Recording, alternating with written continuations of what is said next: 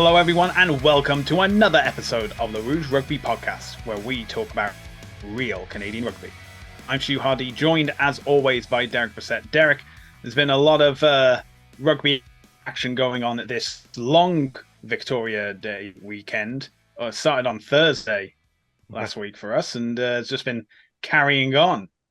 How have you been enjoying it? Yeah, I mean, it's obviously, a pretty fun way to kick off the Victoria Day long weekend. Very entertaining game between Toronto and Old Glory DC at York Lions Stadium. Nice to have stick around, have a couple pints after in the garden, as is tradition. And then, yeah, a whole bunch of I mean, for me personally, I went up to the lake, spent my weekend out, enjoyed some sun. Enjoyed the water, which was freezing, so didn't really enjoy the water too much. Enjoyed looking at it though; it's very nice to look at. But yeah, chilled at the lake, read some comics, and then obviously dove into a little bit of rugby. Got to watch, obviously probably one of the biggest Rugby Canada wins. Well, I guess since the World Cup, which I guess in hindsight isn't really that long ago. Biggest men's win in a long time, though. At least for a men's team anyways. But so that was obviously really nice to see. And then a handful of pretty entertaining weekend of other MLR games, even though it looks like nobody in the Eastern Conference actually wants to make the playoffs. But hey, I'm not judging anyone. Yeah, it's a very one-sided round of victories in MLR, apart from the two games which were all Eastern teams.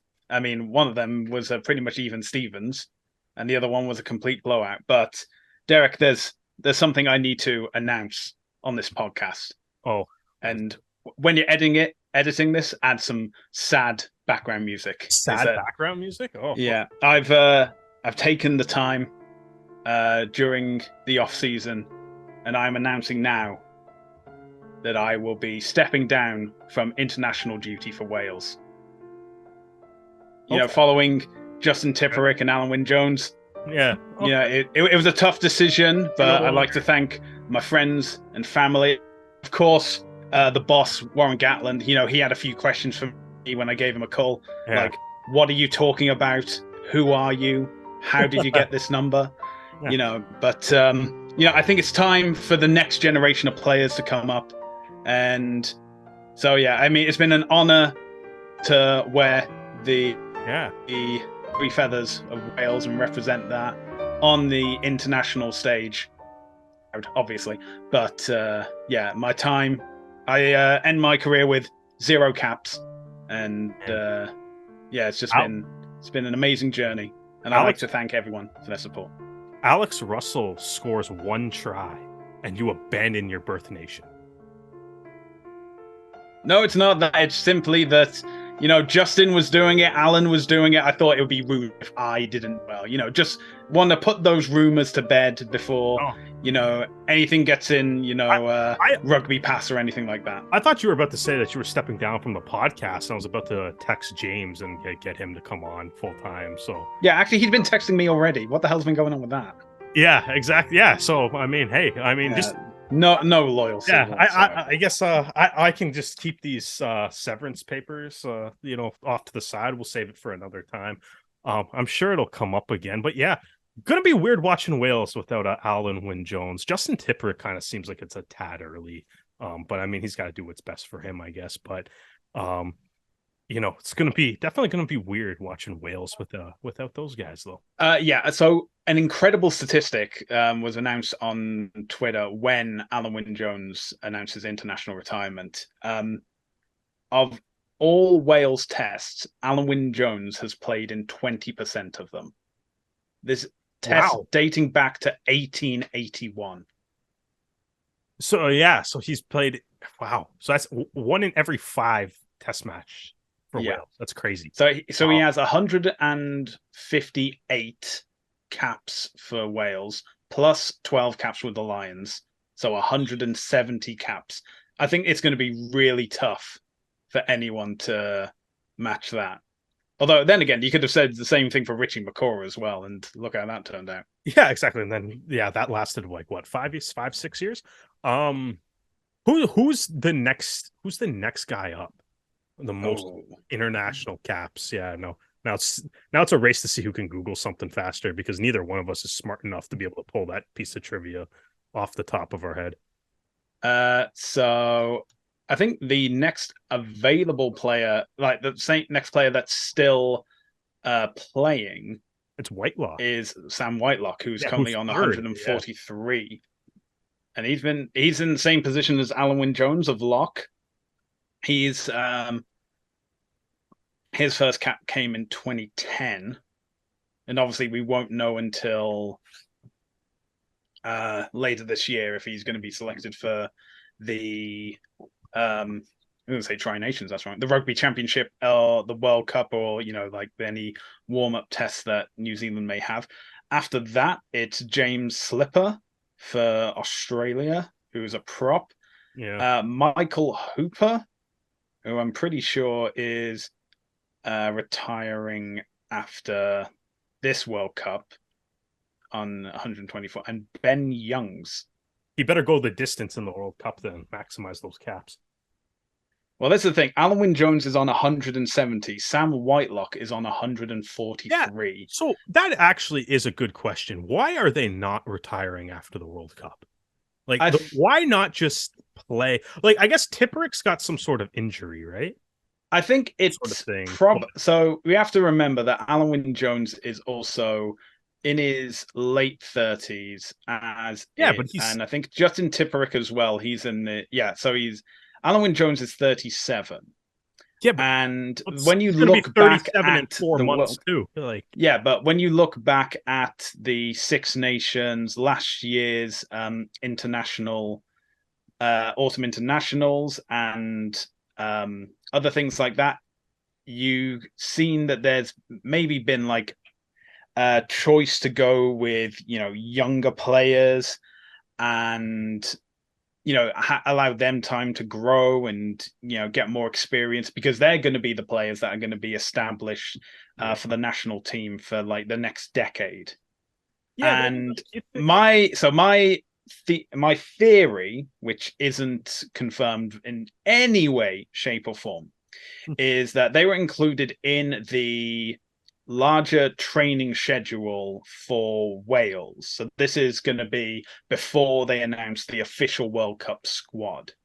And as a result, they probably had a chat with their families, their partners, because these guys like Tipperick and Alan Wynne Jones have been through this training camp, I believe, in Tipperick's case twice, in Jones's case 3 times. These are like incredibly physically demanding trainings, and like Tipperick, for example, I think he's got injury in his foot, so there was also no confirmation that he'd even be fit in time for these camps, and therefore wouldn't be fit in time for the at the same fitness level for the World Cup.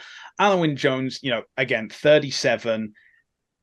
Does he really want to be? Can his body handle this intense training regime to then go to the World Cup, to then put in a subpar performance? I think that's the big question.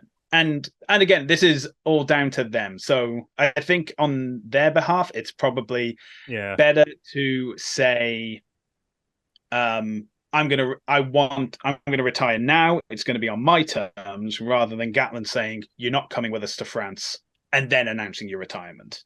Yeah. I mean, maybe if for some reason he's under the impression that he would have been cut from the squad, then I could see that. But I don't know. I feel like there's not a lot of athletes that pass up the opportunity to necessarily, like, if you're thinking about retiring, to like walk out like a World Cup champion too. I mean, like have you seen Wales for the past 18 months? I forgot. I'm talking to the most pessimistic rugby fans on the planet Earth. So, yeah. I guess I'm not anymore because you've disowned Wales as your home. I'm not disowned. I've retired. That's a completely different thing.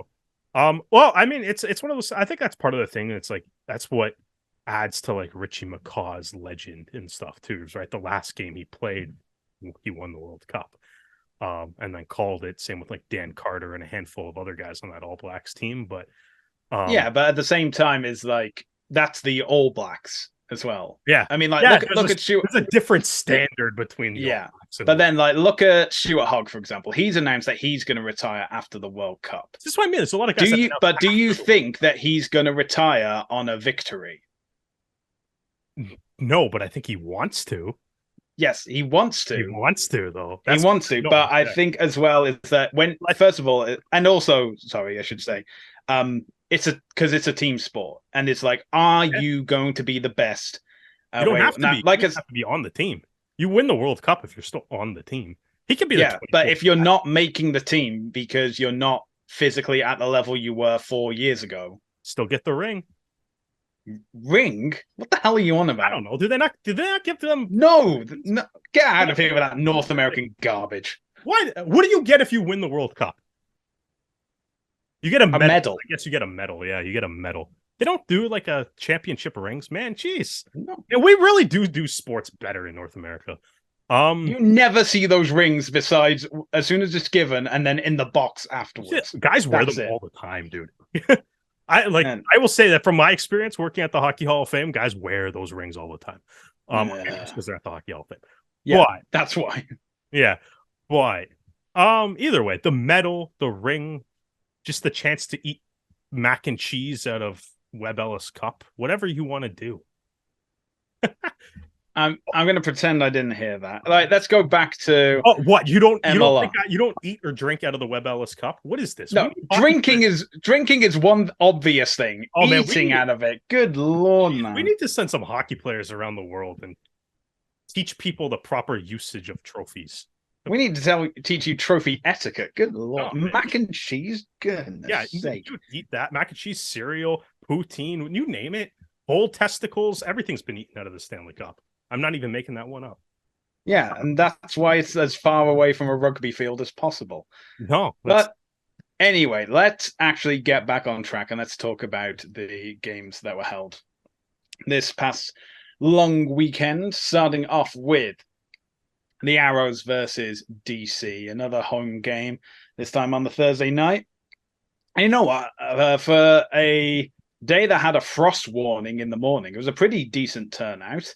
So it starts off, Old Glory are the ones that get the first, bout of possession to get the try. It started with a knock-on from the kickoff. And then we begin with, what's his name? The new captain, Fernando Schultz, going over within, I think it's the first minute and a half. Then it's, pretty even. Toronto making a push. And then finally, they get over with Kieran Breen, scoring his first MLR try as well. The restart happens and the ball gets knocked on again, and the Saka is just in the right position, right time, picks the ball up, gets over, and suddenly DC are back 5 points ahead, bowed, unsuccessful with the conversion. And, and then it's, a bit of a territory game for the remainder of the second half until the captain of the night, Ross the Boss, goes over just over half-time. And the conversion gives the Arrows the smallest of leads, 14-12. And then immediately into the second half, we get a few substitutions, and Diaz Manila comes on in the 45th minute, and 9 minutes later, he's over for a try, giving DC the lead again. Again, the conversion is missed.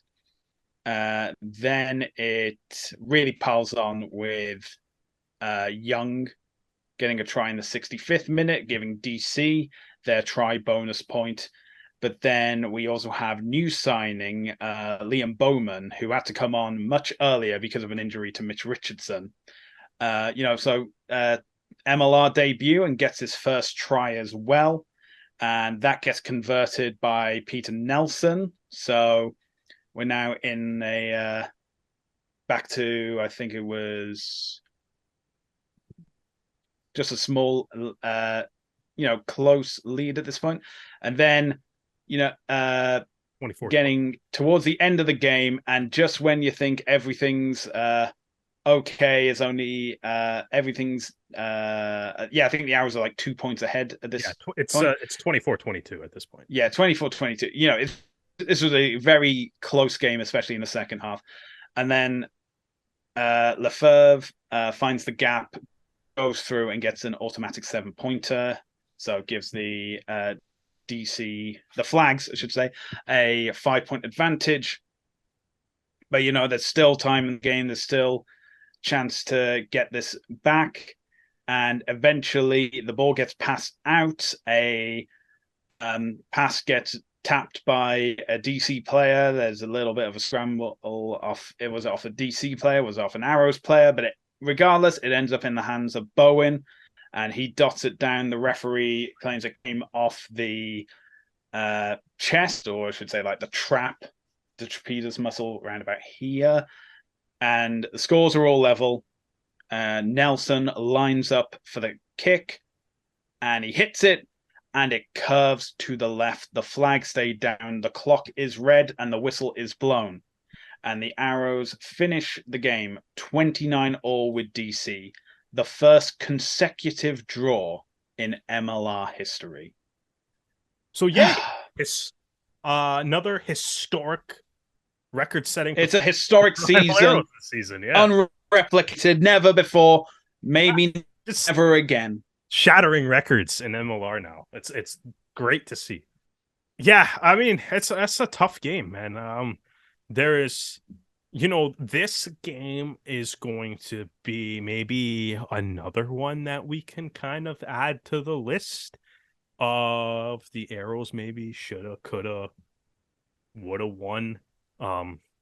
Unfortunately, ifs, ifs don't get you points in the table. Yeah, that is true. Right? What ifs don't really matter all that much.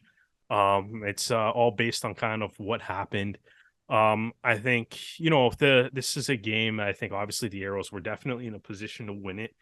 And unfortunately, Peter Nelson missed the kick at the end of the game, and you definitely you definitely can't hang the game on him, right? No. But it's one of those things where it's like that's the exact moment that separates good players from great players. And unfortunately did not connect on that match winning kick. But there's also, you go throughout the game too, there's plenty of other errors. Deshaun Bowen, early in the game, the first two tries were based from Old Glory were basically created off Bowen dropping restarts. Right. Yeah. Fanana Schultz, that the first one was a knock on right off the bat. DC then, won the scrum, went through their phases, and eventually Fanana Schultz scored. The second one, which really was a huge momentum killer, because it was right after Breen scored his try, and then the start went to Bowen. He dropped that, which I think is a play that kind of goes back to what we were talking about last week after Rumball's comments, talking about errors compounding on each other. Right, and it's like how if there's one mistake, it's okay, right, but don't make the second mistake. And this is one of those plays where it's like the first mistake is the drop, the second, which is fine, it happens. It happened earlier in the game even. But the second mistake is not continuing to play. And that allows Lasaka to scoop up the ball and easily score maybe the easiest try he's ever scored in his life. Right, which is, obviously a super unfortunate thing. The set piece maybe wasn't the best in this game either. DC obviously had a pretty big advantage at the scrum. The line out wasn't connecting super well. One of DC's tries as well, in the second half was off, their possession started with an overthrown Arrows line out, right? And there was a couple, there was some poor execution in that. Throughout the game, DC scrum was obviously a lot better, and it is what it is. It's a couple of the same things that have continued to plague the Toronto Arrows all year. Um, but a couple of the positive things come in, towards the end of the game. Obviously, you have a guy like Liam Bowman, who's playing in his first game for the Toronto Arrows in front of family and friends in his hometown. He's from Oakville, so it's obviously a big home game for him. As you mentioned, he comes in 25th minute after Richardson goes down, and plays great. Even like plays genuinely great. He had a lot of really nice ball carries, made some really good tackles. He was going one-on-one with Threat and Palamo this whole game, and DC definitely recognized that is certainly a favorable matchup for them. And gave Palamo the ball a lot. He had a lot of carries, a lot of meters. But Bowman was definitely up to the task on that. On both sides of the ball, charging, taking on Palamo when he had ball in hand, and also standing his ground defensively. So ultimately, great to see him, get a huge try late in the game, right? That temporarily put the Arrows back in front. So, that's a really cool moment. It was great to see that happen for him. And it's been great to see that, the Arrows have obviously dealt with a lot of injuries, but great to see that they still continue to be able to find guys that they're willing, that, want to beat Arrows, and are also able to come in and make an impact right away. And then the other thing I did like, especially really towards the end of the game, because yeah, like Deshaun Bowen made a couple mistakes that maybe ended up with DC putting points on the board. But stuck with it and scored a huge try at the end of the game to tie it up and give Peter Nelson a chance to win it outright. So it's nice to see him able to shake off earlier errors and continue to play through that and play a big role in what would ultimately be the final score. Yeah, I mean, I know that there was like errors and stuff, but there's one thing we've been saying all this season, that if the Arrows didn't have bad luck, they'd have no luck at all, because the injury list was growing in this game. Yeah, I don't even. Yeah, it's So, so first it looks, yeah, it was Lalani Faleva. Yeah, that one. That picked up in, think like the 17th minute or so, Yeah, and 19. he got replaced. Yeah, well, yeah.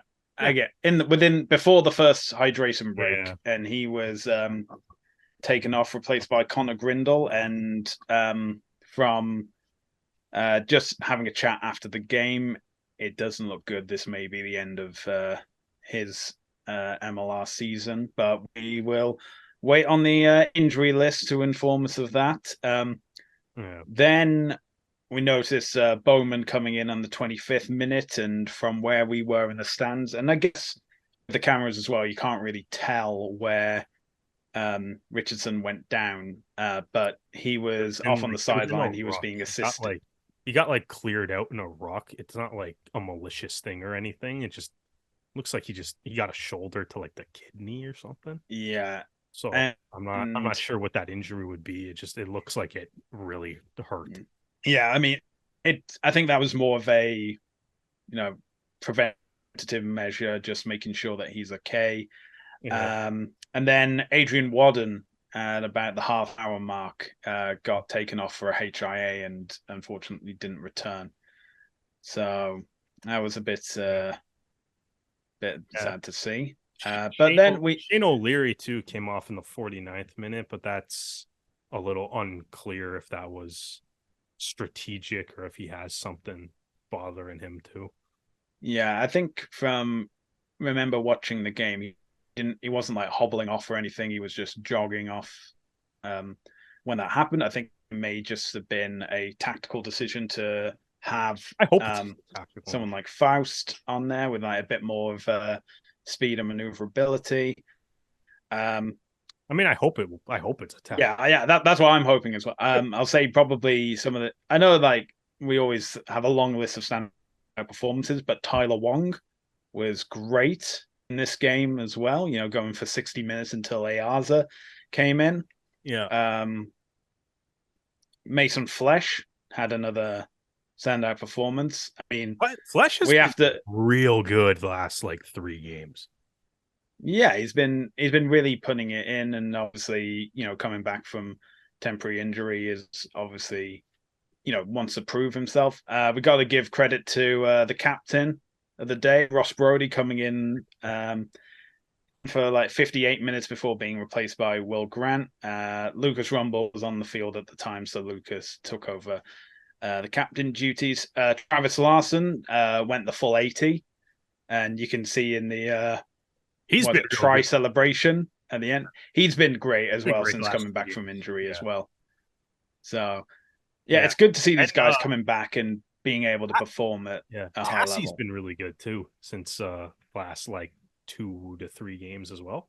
I think he's Yeah, I mean, well, he had to come on much earlier for Reed in the last last week, week. and Yeah. speaking to him after the game, he said, that's what he kind of prefers. He kind of wants to be there for the whole game and stuff, Yeah. and he did have that Everyone opportunity wants. this week, so good for I feel him. I feel like everyone wants to start. Like that's what you Yeah, want, right? yeah, yeah. Of course, wants to Everyone start wants to back, play and 80 but minutes. from the managerial and coaching perspective, and maybe like, this guy was out Yeah, for a considerable amount of time. Let's maybe not push him into the deep end, so to speak. that's exactly what coaches are for. It's so that you don't do that and you can like lead yourself back Yeah. in. But um, yeah, I think like Ross Brody, he got the big team MLR team of the week shout out this week too. Mm-hmm. So Brody becomes just the sixth player to captain the Toronto Arrows in an MLR game, which is really cool. And yeah, and he was phenomenal. He was once again arguably the best player for the Toronto Arrows. He's had a couple games this year that you can make that statement for. Obviously his try is, it's one of those things. He's scored a couple tries this year where it really just looks like he starts to maybe kind of see something inside, like 10-15 meters out, right, and just basically Mm-hmm. decides that he's going to go score. Yeah. And just regardless of what the other arrows are doing or what the defense is doing. And then, yeah, like you have one of the smallest guys on the field just take on a defense by himself, sniping through the side of a ruck and, get breaking through enough tackles to make sure he gets to the line. And it's a really, it's a really crafty skill, and it's a great skill to have as a scrum half. And, he's found, he's found a lot of his tries so far this year, basically based off of that, right? And so it's been great watching Brody play, man. He's really, he's been, especially in this game, does a really good job of controlling territory, of controlling possession, putting the arrows in like the right part of the park, which which has been part of the frustrating thing of watching the arrows all year, is that they, a guy like Brody is capable of getting them down into the right areas, putting them in those positions to score, and then for one reason or another, they haven't been able to capitalize. But it's which is why sometimes I think I enjoy seeing Ross Brody just take it upon himself when he sees the opportunity for that. And he's had quite a bit of success so far this year, just sniping off the side of rucks that are being left unprotected. Yeah. I mean, it's always good to see a number 9 take the ball and go. Gotta give a shout out to the couple of Canadians that were playing on the other side of the pitch. Graydon Bowd, yes, he wasn't as successful from the kicking tee with the conversions that he would like to hope, but he was able to definitely manage the game for DC. And whenever they would get a turnover, he would boot it down the field and give DC great territorial gain. Kyle Bailey as well. It was good to see him Bailey was back great. at Wild. But yeah, would have preferred him in Arrows colors still. But Yeah. he's gone where he has been needed, and good for him. Yeah. And I think Bailey might have been one of, if not the best player for DC in this game. He made a lot of tackles. We talked about the Arrows lineout being a problem. I think a lot of that was Kyle Bailey. He got his hand on a couple of balls and definitely looked like he made the Arrows lineout a little bit unsettled for sure. And, he made a ton of tackles. He was constant presence at the breakdown, had some good carries. I thought a really great game overall from him. And then also he rocked a 1987 Canada Cup jersey to the Old Glory DC Jersey Day at practice earlier, which was by far the best jersey that they showed on social media. So he gets some bonus points for that. Clearly the best dressed player on Old Glory. Didn't see Doug Frazier's typical Maple Leaf jersey though, but I'm sure Doug, if Doug had that out, he'd be the second best dressed player on Old Glory DC too. Oh well, but like as we have said, the first time in MLR history a team has scored consecutive ties. That's cool, right? That's kind of cool. No, it absolutely is cool. It's weird, yeah, right? Like it's cool, but it's cool in a weird way. It is. It's kind of it's so like the odds of that happening. Like how many teams even? I should have looked this up. Like how many? There have been only 7 ties in the history of MLR. Yeah, has anybody? And 2 have happened in the last 2 rounds. My question though was, has anybody tied twice in the same season before? Like, forget back to back. Has anybody just tied twice in a season? I'm not 100% sure. I think we could probably figure this out. I think Colorado maybe did in.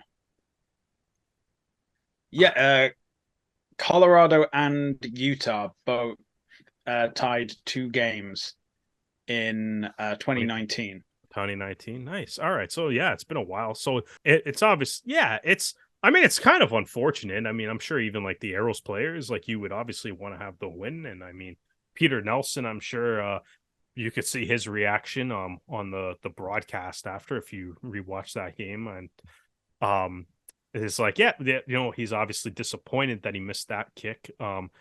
Right. It's probably not a little piece of a record that you would want to have.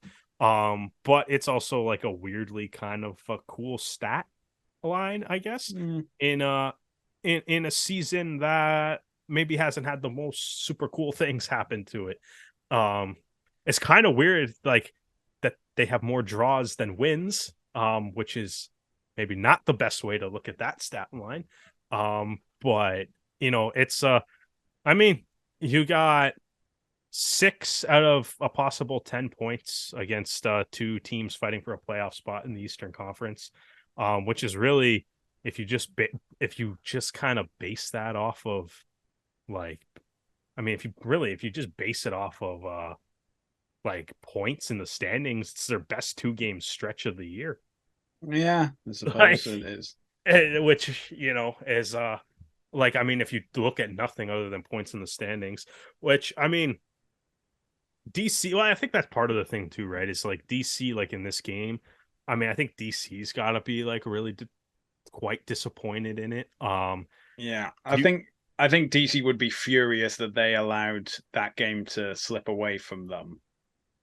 And yeah, they should be too. And at the same time, I think, looking at last week, Atlanta, especially when they led 17-0 for the first 30 minutes, and they'll be furious as well. Not as furious as they will be from this week, because let's get into that. Yeah, so, let's segue into this. I want to talk about Atlanta and then the Eastern Conference as a whole. Yeah, let's talk about historic events that happened in MLR this weekend. So we had the first consecutive draw, and then Dallas got their first away win in MLR history against Atlanta. And we both predicted that Atlanta were going to roll away with this one, and just because they needed to get the win to help push them up the East. They should have. And that absolutely did not happen. No. So, yeah, I think it was.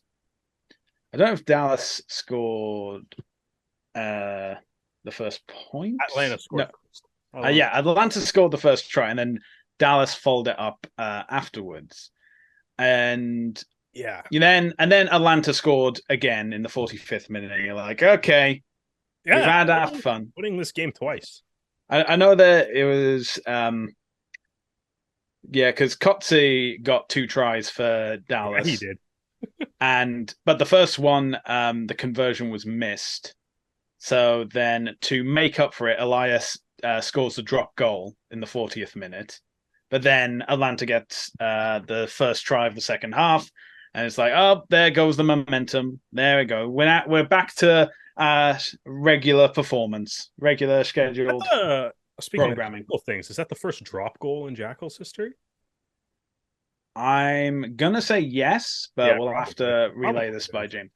But then it was Atlanta get 2 tries, and then we get to like the hour mark. Gola, who has just been having a phenomenal debut season. MVP. Picture how I know like he won't win MVP, but I mean he might have an argument. Like you could always he's in the conversation. Let's get that right. Like he's obviously rookie of the year, but like he should be, because I mean picture this team without him.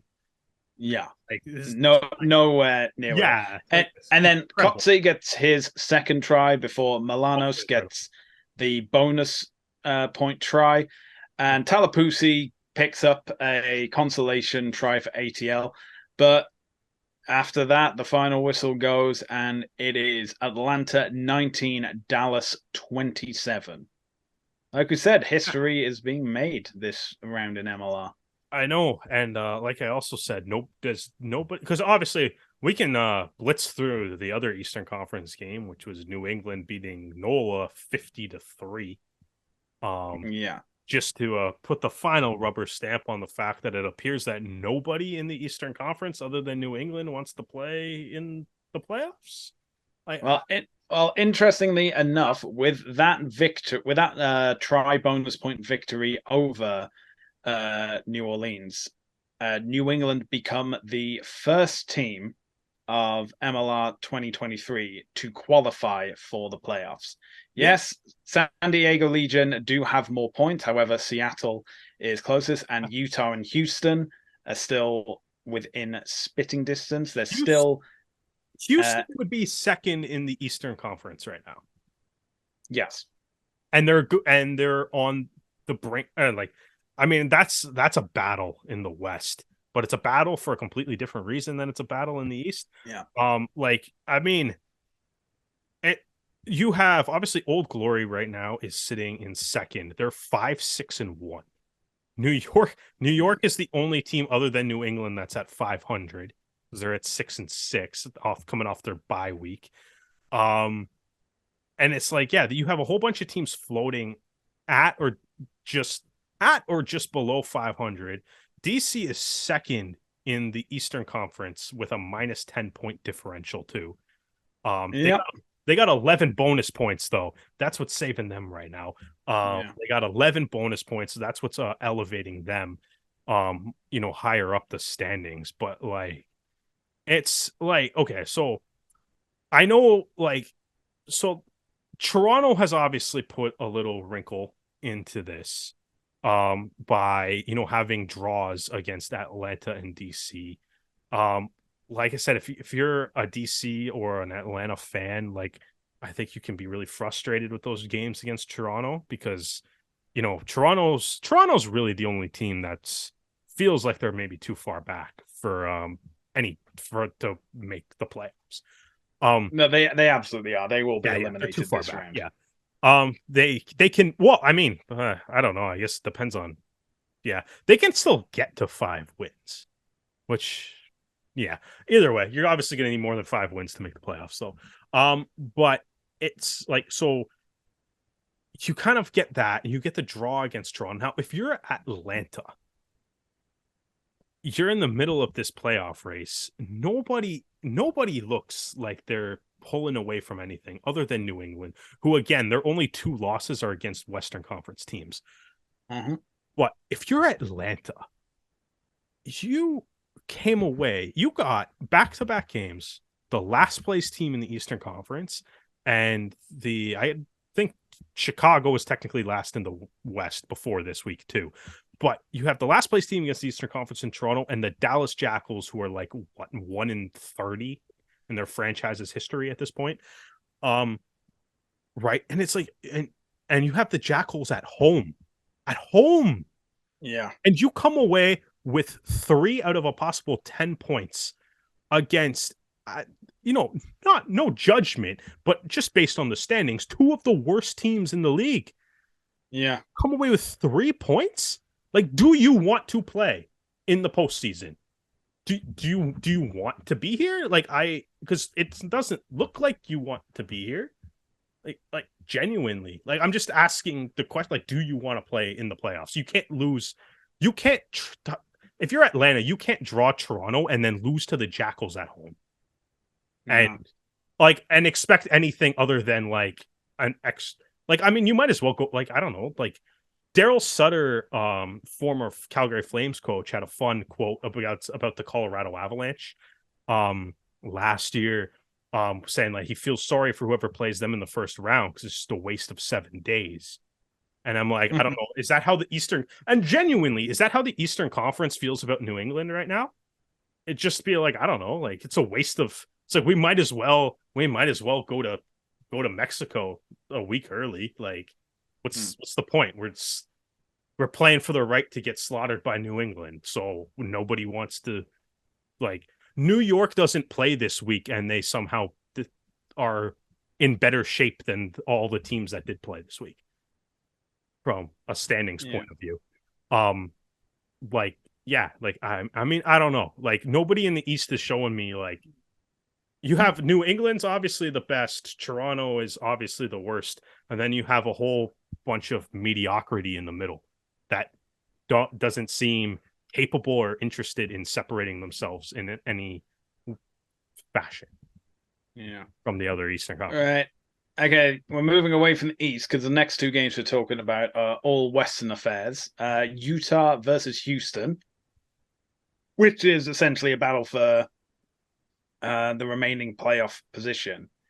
And yeah, it was very very engaging, very close encounter, but it was the Warriors at home that were able to take the win. Houston were able to get 2 losing bonus points, and they are now both on 38 points in the West. Utah ahead based on 8 wins compared to Houston's 7. The final score, Utah 34, Houston 28. Then we have Seattle versus Chicago, and Seattle, they're wanting to secure, if they can't get the home conference final, then they can at least get the home eliminator. They are, with that victory over Chicago, they are currently 5 points adrift from the Legion, with the final score being Seattle 35, Chicago 13. And as you've mentioned in length, New England versus NOLA. NOLA scored a penalty, and that was about it for them. The final score, New England 50, NOLA 3. And yeah, so whilst mathematically the Arrows are still in playoff contention, the reality is that they will be going up against the New England Free Jacks, who have already qualified, and they would need a full complement of 20 points just to get to 34 points. If DC or New York, if DC gets 1 point and New York gets 2, then the Arrows are eliminated from playoff contention. So it is looking like the final mark against the Arrows will be happening this weekend, regardless of how they fare against the Free Jacks. It's kind of funny how long they've stuck around. It is, but it's also nobody's pulling away at all in this. Yeah, it's also a statement of how disjointed the East is and how clear New England is ahead of any other team in the East. England still hasn't lost to an Eastern Conference team. We're going into week 15. They haven't lost to a team within their conference yet.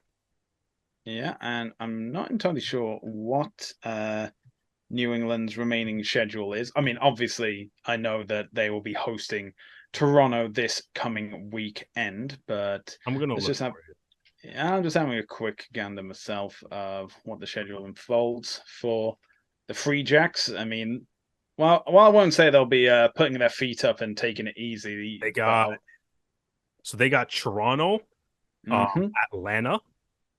Okay. Their last 2 games are against Seattle and Houston. So that's actually like a pretty interesting schedule for them too. So basically they got 2 games left against Eastern Conference teams, and they end the year with the 2 teams in the West that are going to be fighting for their playoff lives, but are also better than every team that they play in the Eastern Conference. Yeah. And It's interesting. again, their only 2 losses this year are the San Diego Legion and the Utah Warriors. Mm. So Yeah, it'll be interesting to see how that all unfolds.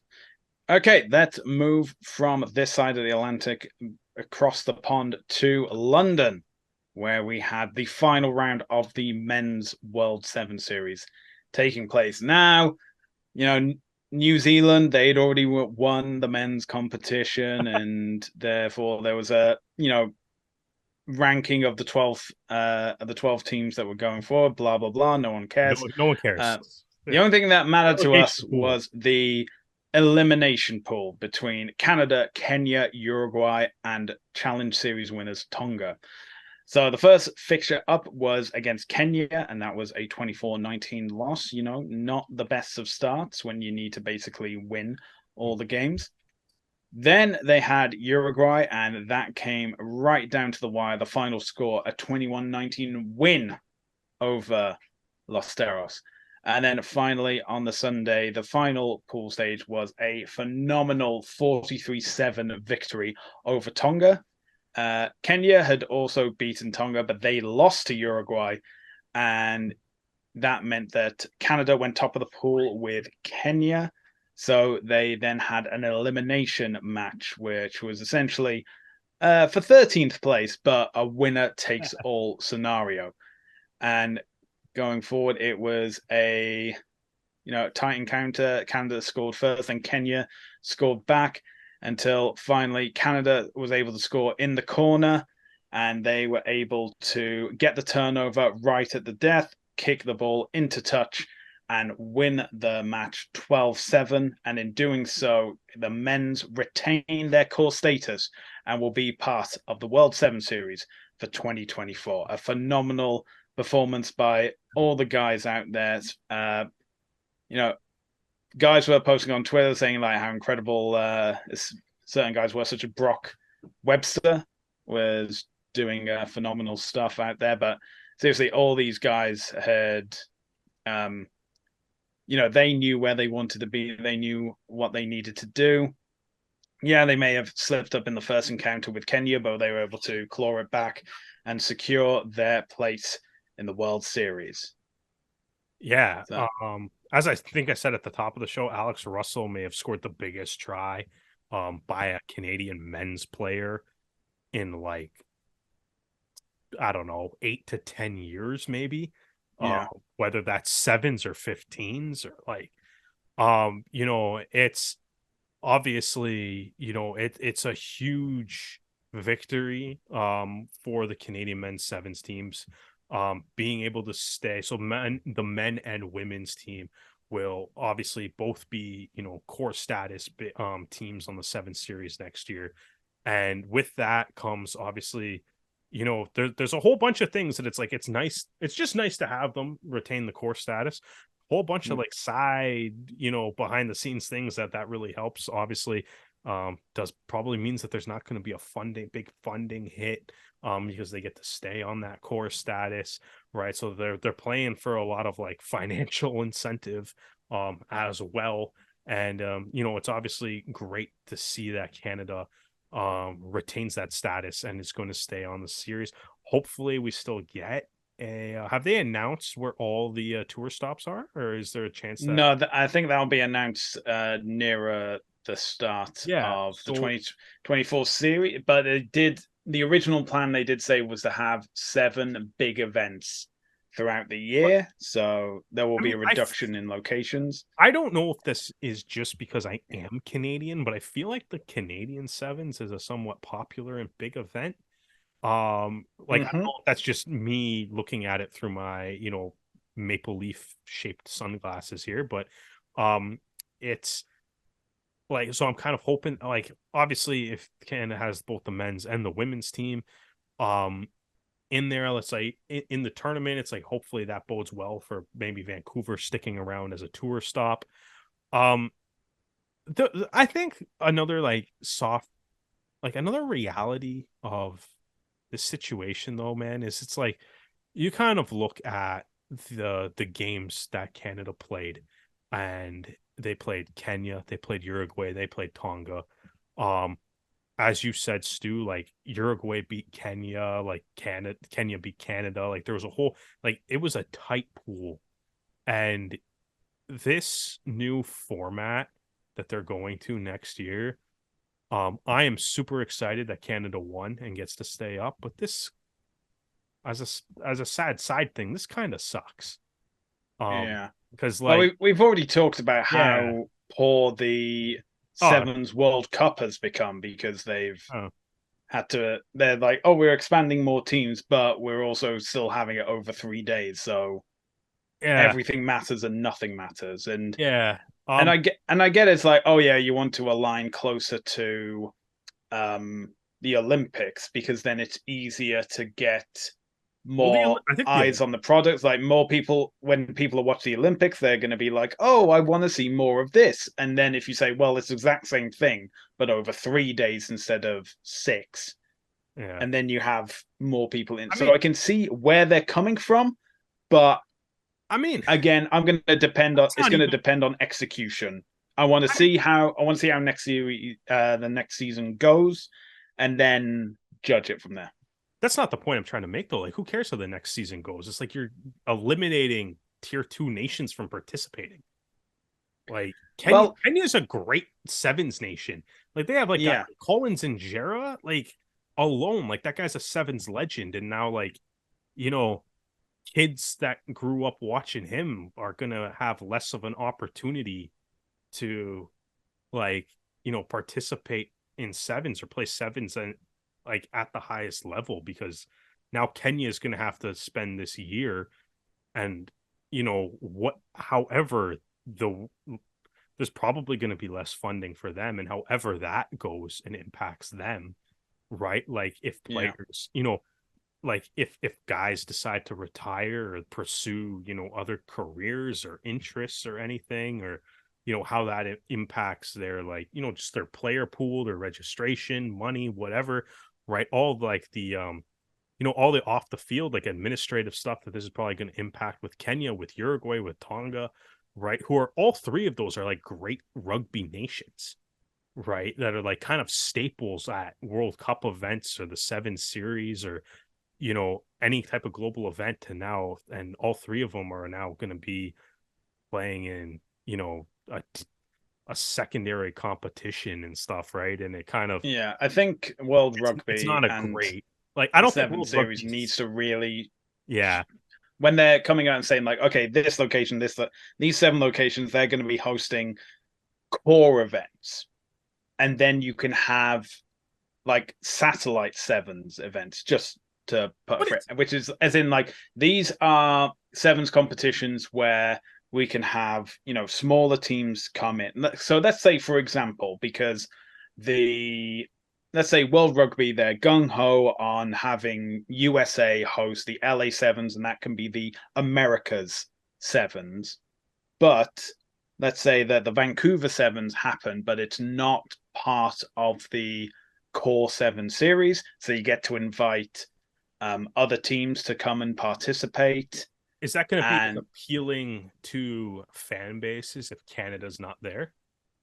I'm Like, not, no, I say Canada should be there if it's like their sevens. I'm just saying it's not, it doesn't but they affect wouldn't be a the, core team though.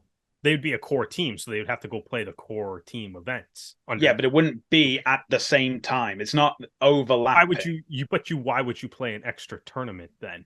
because it's more training. You get different guys playing. You give them the opportunity to present themselves. Because if you have fewer events on the series to take part in, then you have fewer opportunities to have guys demonstrate their efforts and their skill sets. So if you have so for example, New Zealand have already said that they're not hosting an event, which is also next wild. Year. But then you can have New Zealand host a satellite sevens events where New Zealand will be there. Not gonna and that, what? They're not gonna do that though. Why not? It makes a lot of money. It's only for a weekend. If they have a sponsor backing them, then it could be a really big thing. And I don't know if you know this, but rugby is kind of popular in New Zealand as well. So yeah, it's so popular that they're losing their tour spot. But I don't know. I think this whole conversation, regardless of the ideas that we're spitballing here, I think it just kind of highlights how I think this is kind of in watching these elimination games, it kind of highlights maybe how short-sighted this new restructuring and decision is from World Rugby to go to this new format. Because it's I think it's ultimately like it's gonna hurt these tier 2 nations a lot more, right? Especially if you have to constantly play to try to gain status, or if you get a team like, who knows if this starts like a cycle of Kenya going up for a year, down, back down, up for a year, back down, like that doesn't help either. And I think even like watching the past couple weeks, which shout out to the Canadian men, because they, even if they struggled at times for this year, it's exactly what we were talking about all year. It's like once you get to the relegation playoff, when you have to play for it, anything can happen. And realistically, they saved their best 2 tournaments for the last 2 tournaments of the year. And I think like looking back at last week, where they finished 4th total, is also kind of like the reason why it's like this does seem like a little like the whole thing just it does now that it's ended, and now that we see how it's going to shape up, I'm kind of like, yes, it's really like it's cool to watch a team like Canada beat Australia and get to the final, right? Which is something that it's cool to watch a team like Kenya or Uruguay or Tonga do that too.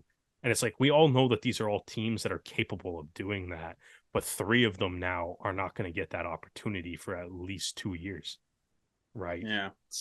Well, it seems like I'm happy that Canada's got the core status, but I think there's a part of me that's also looking at this as like I'm really excited, but I'm also like, I feel for the Kenyan fans, because I know that like this was a 5-point game. And if that goes 5 points the other way, like we're sitting here talking about how damaging this could be for the future of Canadian rugby if it went the other way, right? Yeah. And I'm sure there's perhaps there's a Kenyan podcast having that discussion this week. But so I'm super excited that Canada's retains their core status, but also I'm a little nervous for how this is really going to impact the future of sevens as a whole, because I think this weekend and the relegation tournament just showed that it might not be the best idea to restructure in this way.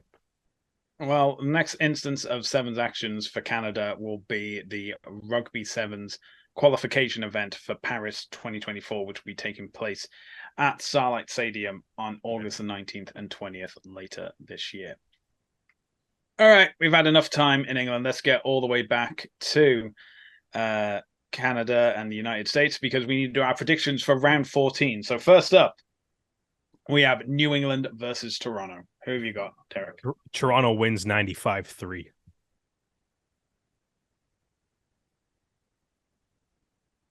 Well, get some revenge. I don't think it's going to be that result. You're not feeling that scoreline, Stu? I'm not feeling it, but considering how... Should I tone it down 70-5? What should I bring it down to? 70-3. They only get a drop goal. 70. Okay. Okay, but I don't think it's going to be that scoreline, but I do think that the Arrows have shown that they're improving, especially from the last time they played New England. But I was saying before the Atlanta game is that the Arrows strategy was do really well for 60 minutes and then let drop off for the final 20. But as been shown for the past couple of weeks, they are able to play out the full 80 minutes. So I'm going to go with Toronto, but yeah, I think that scoreline's a bit too high. I'm sticking with my scoreline. Make it all right. Next up, we have DC versus Seattle. Seattle clearly trying to get that top spot. DC, if the same way as Atlanta went, they're gonna probably, miss the target. So I'm gonna go with Seattle. Yeah, I mean, I think one of the things we didn't really talk about this week was that DC was obviously on a really short week because they played Sunday night and then had to travel and then play on Thursday. So they get a little bit of, but the flip side of that is they get a little bit of extra time off. I don't think that's going to matter at all, though. I think I would totally agree with you and take Seattle in this one. All right. Next up, we have Houston versus Chicago. I'm going to go with Houston. I think they'll be pretty miffed that they haven't been able to get that win over Utah, and they'll be, trying to secure their playoff spot as well. They'll be trying to do everything against, the statistically weakest team in MLR at the moment. So Houston is my pick. Oh yeah, no, that's the pick. Yep. That's I thought I already said Houston too, but yeah, right. We're going with that. Okay, then we have Utah versus Atlanta. I think it's I think New England versus Toronto was the only match with the same conference. Everything is East versus West. Yeah. But yeah, Utah versus Atlanta. Atlanta are going to be furious at themselves for having the first loss to Dallas away for Dallas. So, but then again, it's Utah. They're going to be at home. They're going to be wanting to, state their claim as the teams of the West to be in the playoff picture. Derek, who do you have?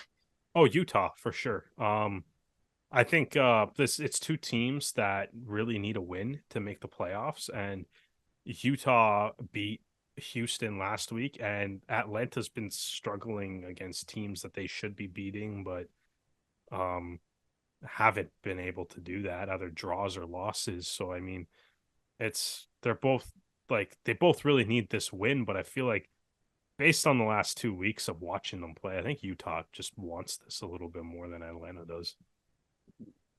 And finally, we have San Diego versus New York. This will be held at Snapdragon Stadium. This is probably, I'm hoping, going to be the closest game of the weekend. New York coming off their bye week. San Diego also coming off a bye week as well.